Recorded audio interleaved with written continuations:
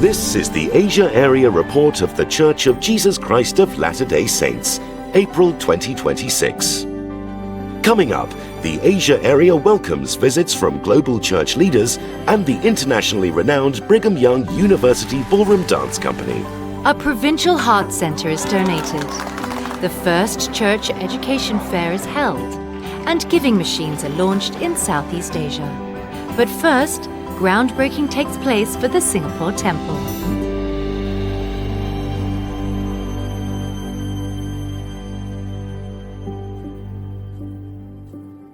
We are grateful that the day has arrived for us to commence the construction of the temple. This temple will be a beacon of light and hope for us. This very momentous day that all of us have prayed for, hoped for, and looked forward to for many years. Members of the Church of Jesus Christ of Latter-day Saints, along with government, interfaith and community leaders, gathered on June 28th for the groundbreaking ceremony of the Singapore Temple, the island nation's first. Among the honoured guests was Minister for Education Desmond Lee, who joined over 500 attendees in commemorating this milestone.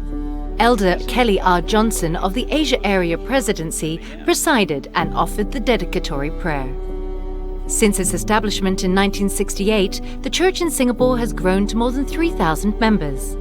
The Singapore Temple was announced at the April 2021 General Conference to much joy. When built, it will also serve members from Malaysia and Indonesia, offering them participation closer to home in sacred ceremonies that unite families forever. The temple is a work of love. The temple here in Singapore will make a difference for the entire community. It will bring a light to the community that hasn't been here before.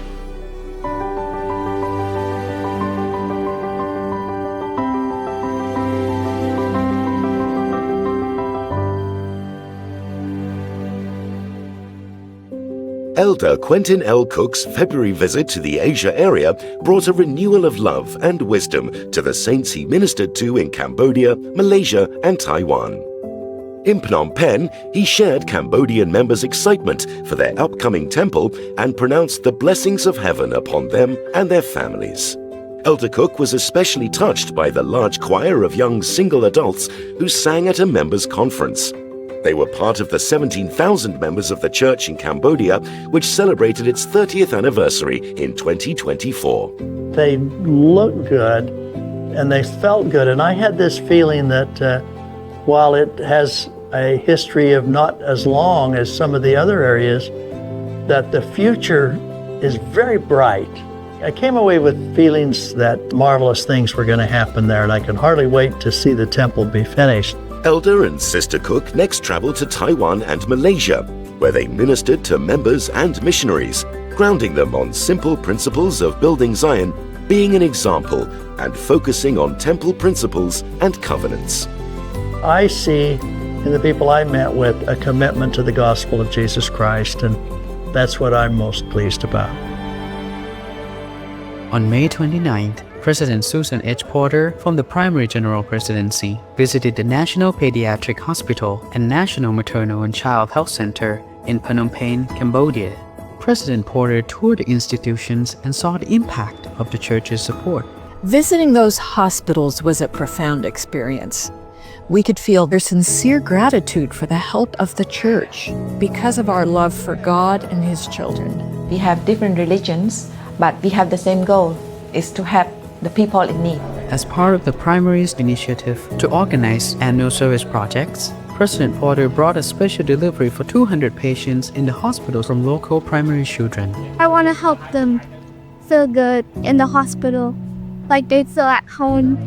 When we are helping the kid in the hospital, God help us too. President Porter also ministered to members and leaders of all ages. She taught them to turn again to prayer, service, the temple, and God's love and promises to them. เราได้มานั่งฟังคนที่เรามักเป็นคนนี้ที่เราแบบมักหลายเพราะว่ามันก็ตรงกับเราอีก From Thailand to Laos to Cambodia to Taiwan, I just felt so much love and joy around the saints. When we're serving others, we feel more energy and joy.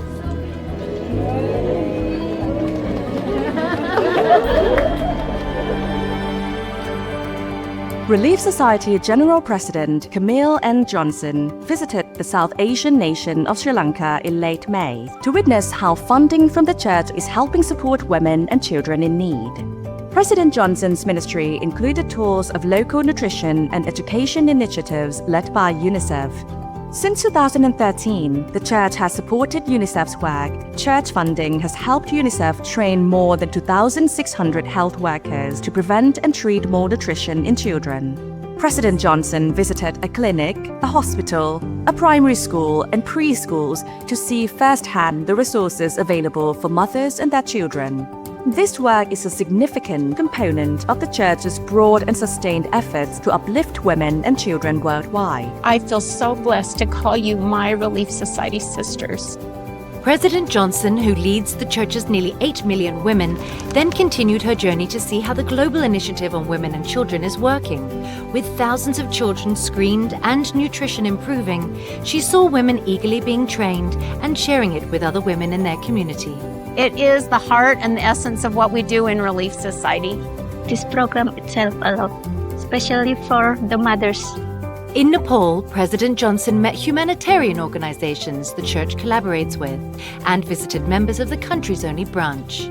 In Thailand and Indonesia, she joined hundreds of women gathered for each country's first women's conference, and in Jakarta, helped donate food and supplies for residents impacted by natural disasters.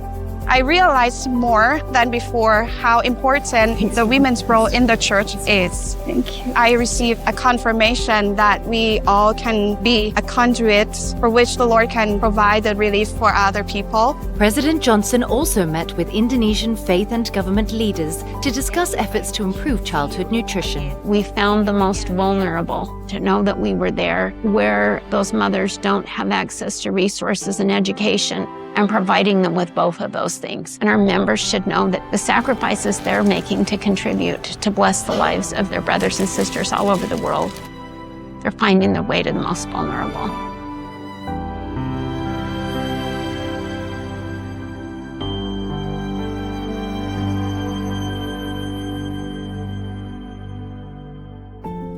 A donation from our hearts to your hearts was how Asia Area President Elder Benjamin M.Z. Tai described the church's gift of the Siem Reap Heart Center at its groundbreaking on February 13. The center will be built at the Siem Reap Provincial Referral Hospital and fully equipped in about a year. Siem Reap Deputy Governor, His Excellency D. Rado, thanked the church for its contribution, which will strengthen the provincial hospital and benefit patients from a wide region. By reducing travel time to Phnom Penh by several hours for cardiac emergencies, it will also save lives of Cambodians and visitors to the north. The donation was first announced in January 2024 by Elder Dale G. Renland of the Quorum of the 12 Apostles during a landmark visit with Cambodian Prime Minister Hun Manet. The Heart Center is the church's largest humanitarian project in Cambodia to date. We've been a part of this community for almost 20 years now, and we have a divine mandate to love God through loving our fellow men. This is one way that we look to give back. On April 30th, the esteemed Brigham Young University Ballroom Dance Company performed for the King and Queen of Thailand in honor of His Majesty's 72nd Jubilee. Elder Kelly R. Johnson from the Asia Area Presidency and BYU Vice President Steve Hafen welcomed the royal couple and helped receive tokens presented by the King. The company gave the performance of a lifetime, sharing the stage with traditional Thai dancers. When he was leaving and he was smiling at us, and just to understand that it was an honor to even see the King smile. I'll never forget the looks on everyone's faces around, whether they were from Thailand or foreigners like us. Having that unity with the cultural dancers and demonstrating that to the King was memorable because it shows that we all love and respect each other even though we're from different countries and come from different backgrounds. The company also danced in benefit of the Thai Red Cross Society and appeared on the Thai Public Broadcasting Service in Bangkok. They crossed over to Cambodia and Vietnam in May, performing there for the first time. In Phnom Penh, they danced for government ministers and members of the Cambodian royal family. Cambodian cultural dancers and Dance Sport Federation youths opened the show, following a cultural exchange held the night before. In Siem Reap, they lit up the local church hall, showcasing ballroom dance to members who had never seen it before. In Vietnam, their show mesmerized dignitaries and members of the public alike. Some audience members found themselves moved to tears by feelings expressed through the full-time students dancing. Their Southeast Asia tour presented 9 shows, 6 outreach workshops, and 3 service projects, touching almost 8,000 people with their divine gift of dance.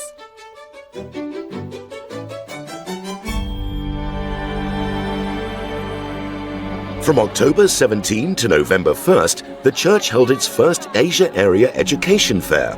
Spanning 7 locations in 4 countries, the fair raised awareness of education and self-reliance opportunities and resources for its members. Asian people have a huge desire for education. They're hungry to learn more. That divine potential comes from them knowing who they are, that they are sons and daughters of God. We have the right people at the right time, at the right place. The glory of God is intelligence, and on this earth, how do we gain intelligence? Through education. The fair brought together representatives from Brigham Young University, Hawaii, BYU Pathway Worldwide, and the church's seminaries and institutes and welfare and self-reliance programs, connecting them with over 1,000 local members of all ages and interests. A sense of hope, inspiration, and purpose permeated the events as real possibilities unfolded in pursuit of the glory of God.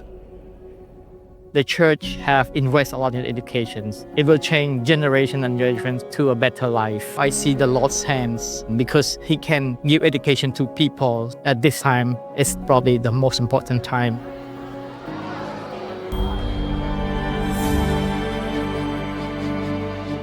Over 230 attendees from 30 nationalities gathered in Bangkok in end July for the 2nd International Young Single Adult Conference. Themed Rooted and Rising, the blessings of gathering throughout the conference were countless. They're not alone, there's others just like them, and we're all part of this journey together. The spiritual highlight of the conference was visiting the Bangkok, Thailand temple, some for the first time. 12 participants took the chance to receive their personal endowments. Church patriarchs also gave patriarchal blessings to YSAs who could not obtain one back home. When I took the endowment, I have the feeling that whatever I suffered till now, it was okay if I have the opportunity to be here today. I feel peace, I'm here, and nothing else matters. The YSAs also packed 300 school, hygiene and art kits to donate to a local special needs school, with a small group visiting the school first to interact with their autistic students. I saw Christ when we did this act of service. The fact of us coming here and sharing with them and having a good moment together was something like to follow the example of Jesus Christ.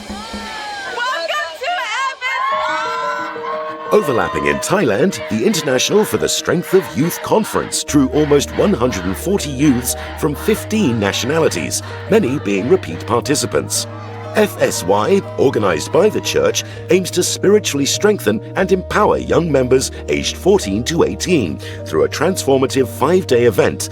It seeks to help youths build faith in Jesus Christ, cultivate friendships, and engage in meaningful, wholesome activities to discover, plan, act, reflect, and grow. I absolutely love FSY. Where I live, there's not very many youth, so to be able to come to a foreign country and to meet so many youth from all over the world with so many different backgrounds is such a special experience. The 2025 worldwide theme was Look Unto Christ, with a focus to help youths develop a personal relationship with their Savior.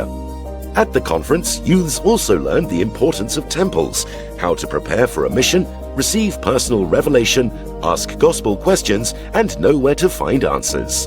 The youths also volunteered to serve young beneficiaries from the Mercy Center in Bangkok, showing a Christ-like spirit that extended to their special sacrament meeting.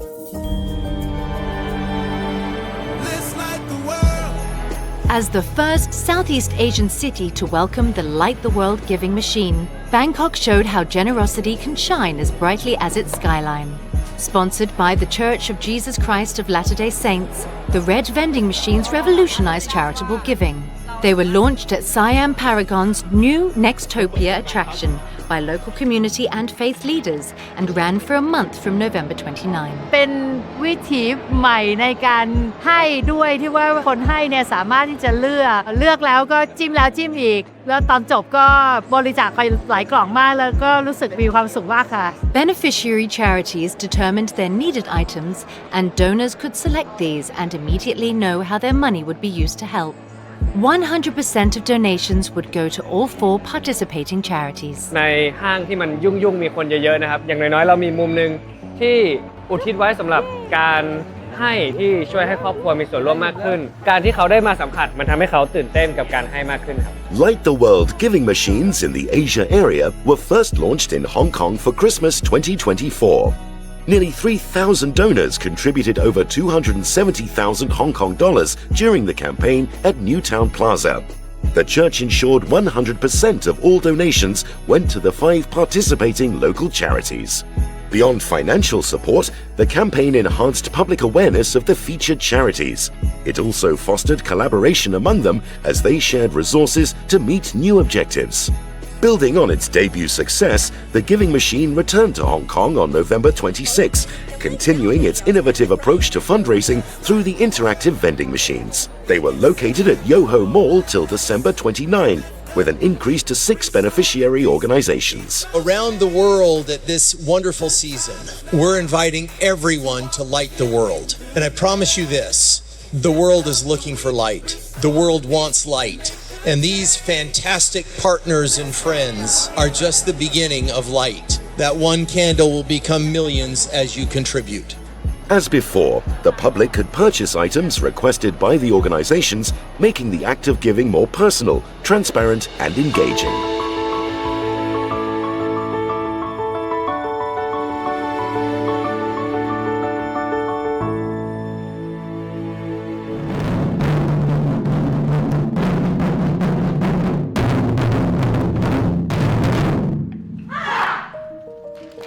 The Church of Jesus Christ of Latter-day Saints in Taiwan organizes its annual Community Awards ceremony to pay tribute to unsung heroes who devote themselves to bless society and promote positive social values. 2025 marked the 8th edition of the awards and was hosted by its Taipei West stake on October 18. The award recipients were a neighborhood chief serving the community for over 40 years, a businessman donating rehabilitation buses across Taiwan, a doctor providing traditional Chinese medicine for crisis victims, and an advocate for youth sports education who helped over 300 disadvantaged children.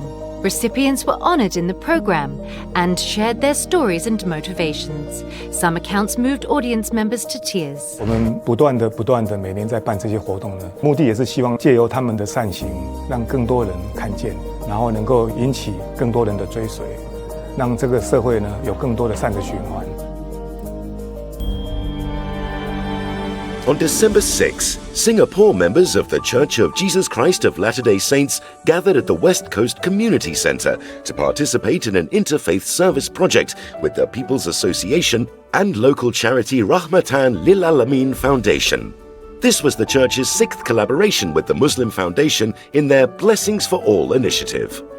Earlier in November, more than 40 volunteers from the church and foundation, including youths and young single adults, packed daily essentials and groceries into 120 ration bags for needy families. In conjunction with a community study award that day, Latter-day Saint volunteers distributed the ration bags to families in attendance, alongside Education Minister Desmond Lee. That's what Christ would have us do. This is the gospel of love and of service and ministering to one another. I think it's a great event where we have community organizers and the church and others that come together to support great community initiatives. The church has the resources, is willing to do it, so let's give back to society. That evening, church members in neighbouring Malaysia performed a Christmas nativity pageant. It was held in conjunction with the Light the World global campaign to celebrate the birth of Jesus Christ and his light through service. Around 100 members from 10 ethnicities formed the pageant's diverse volunteer cast and crew. The Kuala Lumpur District Centre filled with over 300 members, attending with family, friends and special guests from other faiths. こういった機会を与えてもらえるのが初めてだったので、もう最初からすごく感動しました。 For the second year, child beneficiaries from the Pure Life Society were invited to participate in the Christmas event. They sang and performed at the start of the program and later received gifts donated by the church. We want to show that this is the Christmas spirit that we want to give to everybody. So we hope that tonight everyone has captured that feeling of the reverence and the love that the Savior has given us. This has been the Asia Area Report for the Church of Jesus Christ of Latter-day Saints, April 2026. To watch the World Report online and watch full-length versions of these stories, subscribe to the Church Newsroom YouTube channel or visit newsroom.churchofjesuschrist.org.